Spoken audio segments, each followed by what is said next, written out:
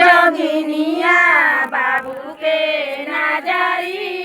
लगावला साओ कौने जोगिनिया बाबू के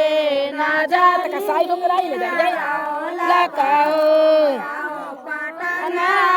सहरिया में बसाई सास जोगिनिया है पटना सहरिया में बसाई सास जोगिनी